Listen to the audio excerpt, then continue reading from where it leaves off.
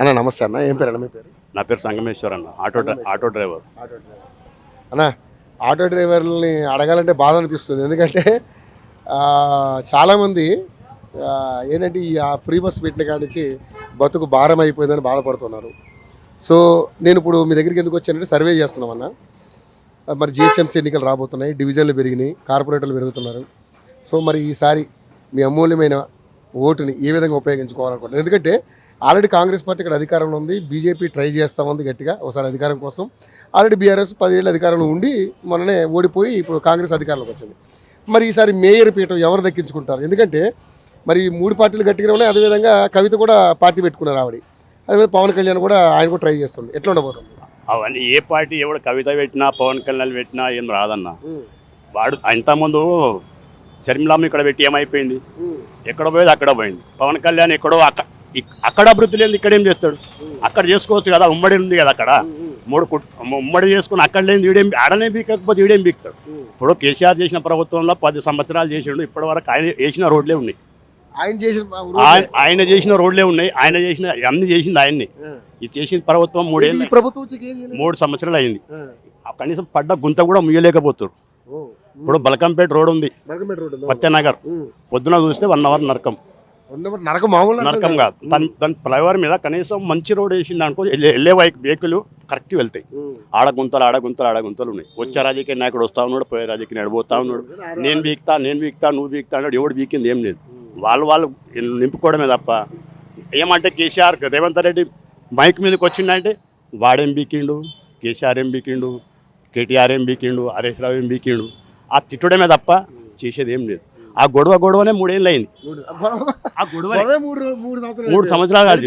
ఏమంటే కాళేశ్వరం అయేశ్వరం అంటారు తప్ప. మరి ఇప్పుడు 3 ఏళ్ళు అయింది, ఏం చేస్తారు? కాళేశ్వరం చేయడానికి ఏముందన్న, 100 కోట్లు అవుతుండొచ్చు, కట్టొచ్చు కదా.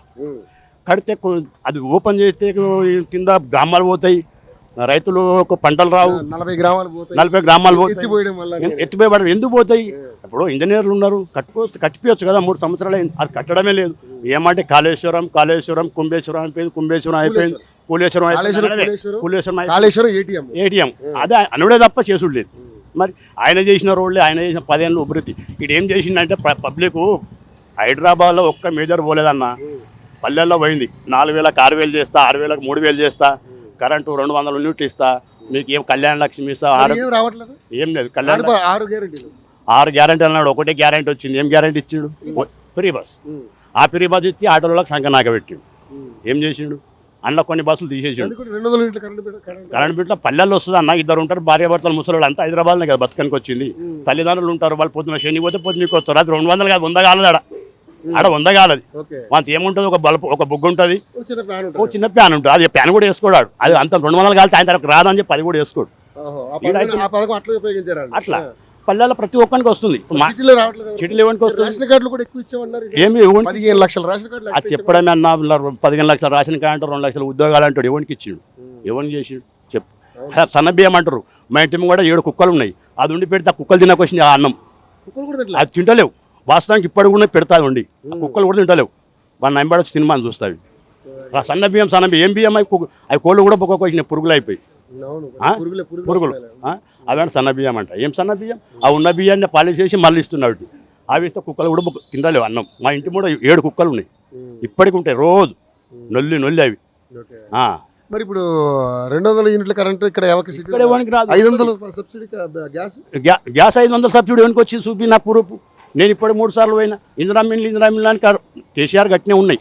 ఆయన ఓడిపోయింది. పోని ఆయన అదృష్టం బాగాలేదు, బాగా చేయలేదు, ఓడిపోయింది. మరి ఉన్నోళ్ళని వీళ్ళు ఇవ్వచ్చు కదా. ఆ ఉన్న మాకు ఇవ్వాలి కదా. ఆ ఉన్న కిటికీలు విక్కపోవాటి, ఉన్న డోర్లు విక్కపోవాటి. అది అన్నీ పడవ పడిపోయింది. వేసిన కలర్ కూడా పోవాటి. నేనేమంటే 5 లక్షలు ఇందిరా మిల్లు ఇస్తున్నా, ఇందిరా మిల్లు ఇస్తున్నాను ఊర్ల పండి అంటున్నాడు. 60 గదాల కంటే 60 ఫీట్ జాగా జరిగితే బిల్లు రాదు. 60 గదాలే కట్టాలంట. 60 గదాలు ఏమిటికి వస్తుంది? ఆ ఇచ్చిన 5 లక్షలకి ఏమవుతుంది? మళ్ళీ 10 లక్షలు ఎగా స్టేట్ 15 లక్షలకు అవుతుంది అది. సో ఈ ప్రభుత్వం వచ్చాక మన బతుకుల్లో ఏం చేంజ్? ఆటో డ్రైవర్కి 12,000 ఇస్తాను సంవత్సరానికి. ఏమైంది? ఆటో డ్రైవర్ 12,000 కాదు, అది బాయ్. తులం బంగారం అనే 1,00,000 రూపాయలు స్కూటీ అని, అది బాయ్. బతుకమ్మ చీర అని, అది బాయ్.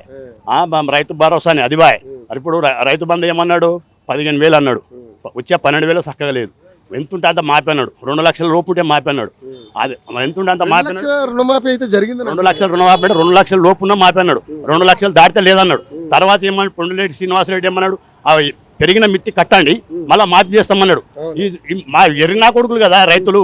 2,30,000 అయితే ఏం చేసి 35,000 కట్టి 1,95,000 దానికి తెచ్చారు. ఆ 35,000 అటు దిగినాయి, అన్నీ ఆగిపోయినాయి. ఆ రంగం కూడా పోయినాయి. చెప్పు, అది ఎకరంలోనికి ఇస్తా, 2 ఎకరానికి ఇస్తా, 3 ఇస్తా, అవతల ఉండడానికి అంటే నువ్వు ఇయ్యకు. 100 ఎకరాలు 10 ఎకరాలు నీయకు. ఉన్న ఎకరాలకు 5 ఎకరాలకి వాస్తాం. 2 ఎకరాలు ఇచ్చినాక చక్క కొనికి వచ్చింది. పడ్డానికి పడుతున్నాయి, పడడం లేదు. అది మన ఇప్పుడు కేసీఆర్ ప్రతి జిల్లాలో మీటింగ్ పెట్టి బటన్ నొక్కలే. ఇప్పుడు ఎడపోతే ఖమ్మంలో మీటింగ్ పెట్టి బటన్ నొక్కుతా అంటాడు. మన హైటెక్ సిటీ కాడ పోయి బటన్ మీటింగ్ పెట్టి బటన్ నొక్కి పబ్లిక్లో బటన్ నొక్కేది ఏముంది, ఎడైనా నొక్కొచ్చు. మరి కానీ మరైనా నేను ఒక మాట అడుగుతా. ఇప్పుడు 10 ఏళ్ళు కేసీఆర్ గారికి అవకాశం ఇచ్చారు, ఎందుకంటే తెలంగాణ తెచ్చాడు కాబట్టి. కష్టపడ్డాడు, తెలంగాణ తీసుకొచ్చిన దానిలో కేసీఆర్కి ఆ క్రెడిట్ ఎప్పటికీ ఉంటుంది, చరిత్రలో ఒక పేజ్ ఉంటుంది. అదేవిధంగా తెలంగాణ ఇచ్చిన పార్టీగా కాంగ్రెస్ కూడా ఒక చరిత్రలో పేజ్ ఉంటుంది.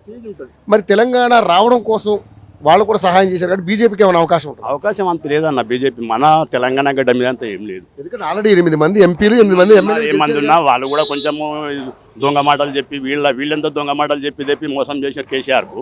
వీళ్ళు కూడా కొన్ని చెప్తారు, అదేదో చేస్తాం ఇదేదో చేస్తాం అంటే ఇవ్వడం చేయడానికి. ఆయన మన తెలంగాణ బీజేపీ రాదు. రావాలంటే వస్తుంది, దానికి టైం పడుతుంది.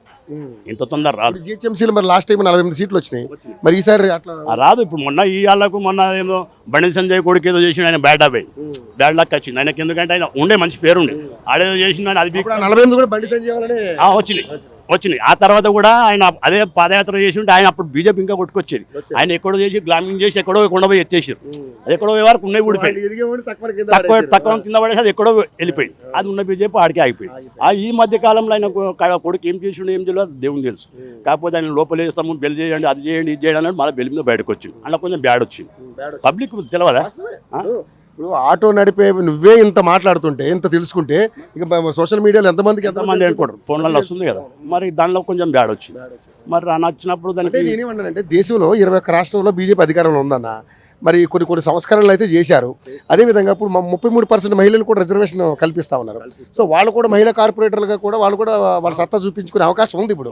సో ఏంటి ఉంది, కానీ ఇంత తొందరగా పాము కాదు. అది కొంచెం టైం పడి. ఇప్పుడు 3వ సారి 4వ సారికి అప్పటికి 38 సీట్లు 38 సీట్లు దాకా వచ్చింది.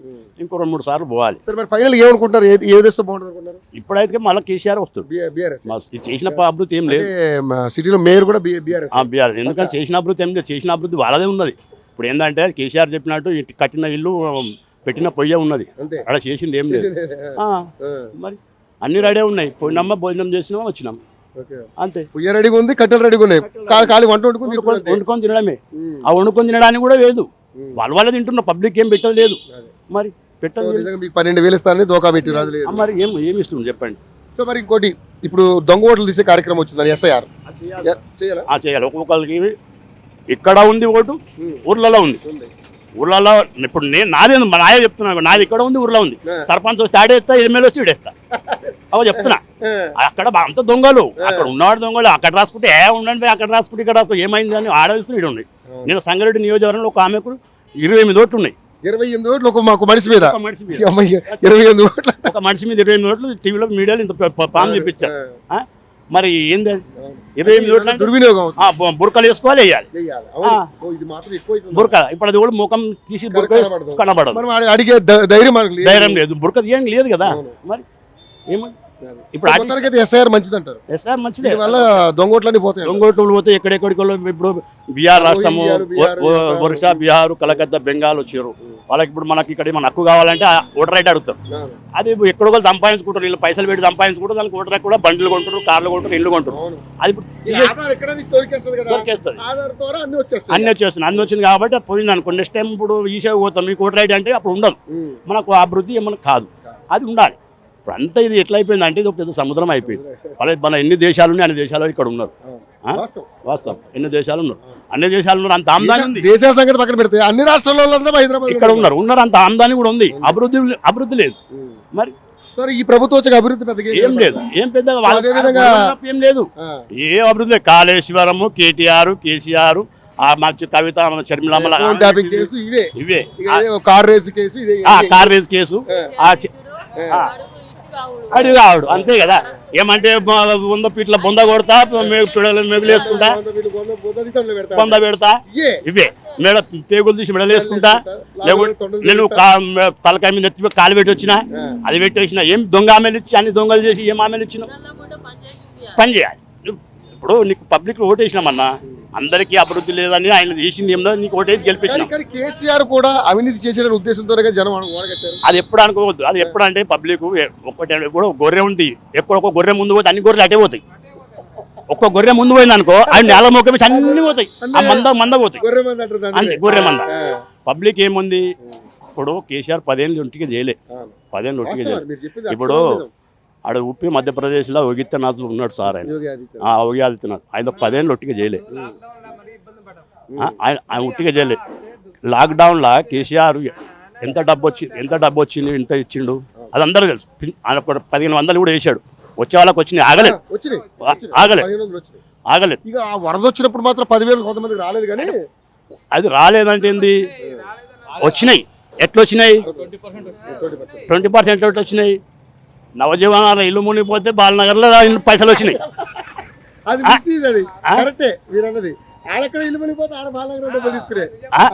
ఇప్పుడు నవజీవన కాలం పోటీ ఇల్లు మునిగిపోయి వాడు బాసనలో కొట్టుకొని డబ్బులు ఏమో చేస్తే ఆడు మునిగినోనికి రాలేవు. ఈ బాలనగర్ పైసలు వచ్చినాయి అంటే మునిగని జాగ్రత్త పైసలు వచ్చినాయి. ఎందుకు వాళ్ళు ఇది చేసుకొని బీఆర్ఎస్ అందాక వాస్తవానికి. ఎందుకంటే ఇప్పుడు అంతా చేసింది ఆయన్నే. పబ్లిక్ ఇది రాజకీయం ఏంటంటే మోసం చేసి గెలిచారు. మోసం అంటే నేను ₹1,00,000 ఇస్తా, తులం బంగారం పెడతా, తర్వాత మీకు 12,000 రైతు మందుకు 15,000 ఇస్తా, ముసలులకు 2,000కి 4,000 ఇస్తా, వికలాంగులకు 4,000కి 6,000 చేస్తా, ఉచిత బస్ ఇస్తా, ఇలా మహిళలకు కోటేశ్వరాలు చేస్తా. కోటేశ్వరాలు కాదు, అడక తినకుండా చాలు, కోటేశ్వరాలు చేసి పక్కన పెట్టు. తర్వాత ఏముంది, రైతు బీమాని ఉండే 5 లక్షలు కేసీఆర్ ఇచ్చింది. రైతు ఏ రకంగా చనిపోయినా రైతుకు 5 లక్షలు వచ్చేది ఉన్న వాళ్ళకి. 1 వీక్ కాదు, మా అన్న చచ్చిపోతే వారం రోజులు వచ్చినాయి. ₹30 కూడా బ్యాంకులో పడ్డాయి. ఆశా వర్కర్లు వచ్చి రాసుకుని పోతారు. చనిపోయినంటే గత 5 లక్షలు వారంలో పడుతున్నాయి. అది వచ్చింది. బతుకమ్మ చీరలు అన్నాడు, బతుకమ్మ చీరలు లేవు, బతుకమ్మనే లేదు.